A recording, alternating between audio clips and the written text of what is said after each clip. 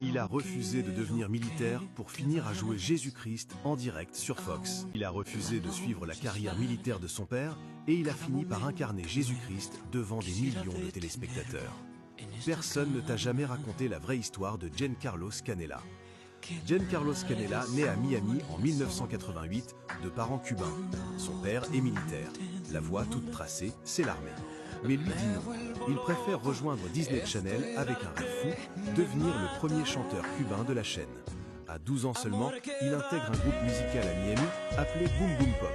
2 ans de scène, de micro, de public, et là, quelque chose se cristallise en lui. La musique, c'est sa vie.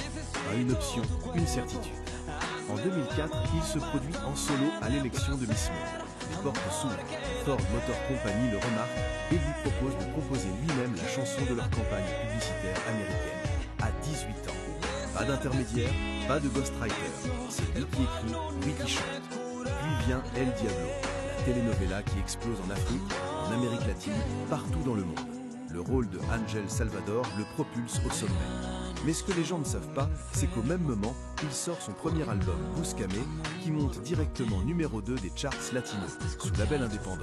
Pas une majeure, indépendant. Et en 2016, Fox lui propose quelque chose d'unique. Incarner Jésus-Christ en direct, dans les rues de la Nouvelle-Orléans, devant des millions de viewers, aux côtés de Seal et Chris Daughtry, un latino cubain chanté Unconditionally de Katy Perry sur un toit pour représenter la résurrection.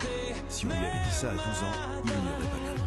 Voilà le vrai Giancarlo Canella, un homme qui a dit non à l'armée et oui à la légende.